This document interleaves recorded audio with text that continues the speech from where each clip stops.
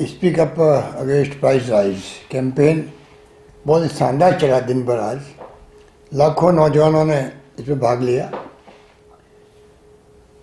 वस्तुस्थिति अजीब सी है कि अगर अंतर्राष्ट्रीय कीमतें घटती जा रही है, उसके बावजूद भी पेट्रोल डीजल के दाम बढ़ते गए।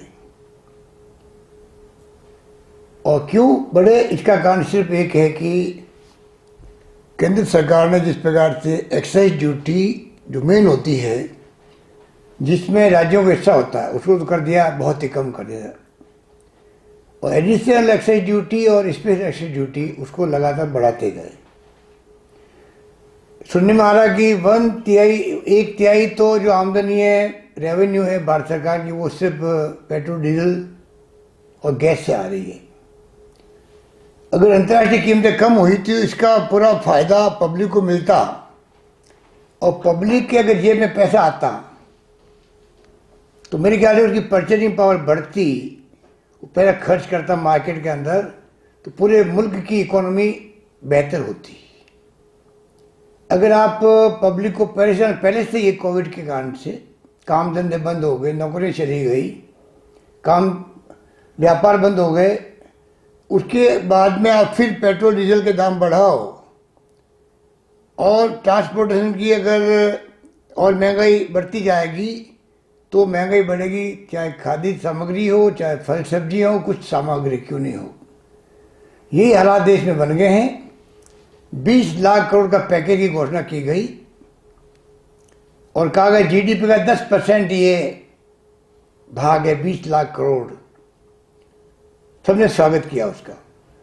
बाद में मालूम पड़ा कि ना राज्यों को मिला पैसा, ना इंडस्ट्री को, ना व्यापार को, किसी को बूस्ट करने का पैसा नहीं मिला।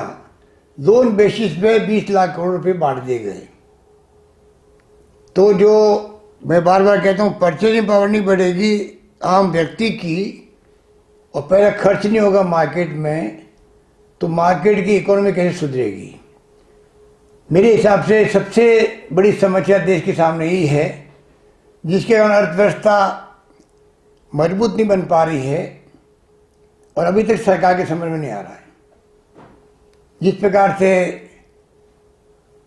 सब्सिडी लगभग खत्म कर दी गई है गैस सिलेंडर की, ऑफिशियल अनाउंसमेंट शायद नहीं हुआ उसका, पर जिस प्रकार से 125 रुपये बढ़े हैं, और जो उज्ज्वला योजना थी उस पर तो गरीब व्यक्ति का सिलेंडर भरवाना मुश्किल हो गया है। 100 रुपये प्रति लीटर ज़्यादा दाम बढ़ चुके हैं। राजस्थान सरकार ने कोशिश की थी 2% कम करने की वैट को। 1000 करोड़ रुपए का रेवेन्यू लॉस हुआ में, इस सोच करके कि जनता को लाभ मिलेगा। मालूम पड़ा 2 दिन के अंदर अंदर जिस प्रकार वहाँ पर महंगाई बढ़ाई गई पेट्रोल की, डीजल की, तो हमारा 2% कम करना का जो इम्पैक्ट होना चाहिए था पब्लिक में, वो नहीं हो पाया। इस प्रकार से पता नहीं क्यों, जब सरकार में नहीं थे लोग, तब तो लगातार लंबी चौड़ी बातें करते थे, यूपीए गवर्नमेंट के ऊपर आरोप लगाते थे, और 6-7 साल हो गए इनको सरकार में आए हुए, लगातार महंगाई बढ़ती जा रही है, उसके बावजूद कोई कदम नहीं उठाए जा रहे, बल्कि जमाखोरों को परमिशन मिल गई है, क्योंकि एसेंशियल कमोडिटीज थी, उस लिस्ट को लगभग ख़त्म कर दिया गया।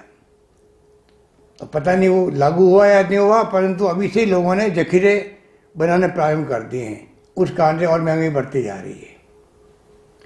सरकार को समय रहते हुए कदम उठाने चाहिए, जिससे कि महंगाई पर काबू पा सके, वरना लोगों में असंतोष पैदा होगा, वो जनहित में नहीं है, देश हित में नहीं है।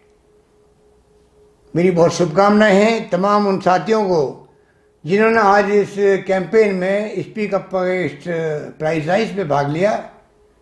मैं उम्मीद करता हूं कि आज का अभियान जो चलाया गया है उसका बहुत बड़ा इम्पैक्ट पड़ेगा और जनता की भावना पहुंचेगी सरकार तक, और सरकार की नींद उड़ेगी तो मैं समझता हूं जनता का भला होगा। धन्यवाद।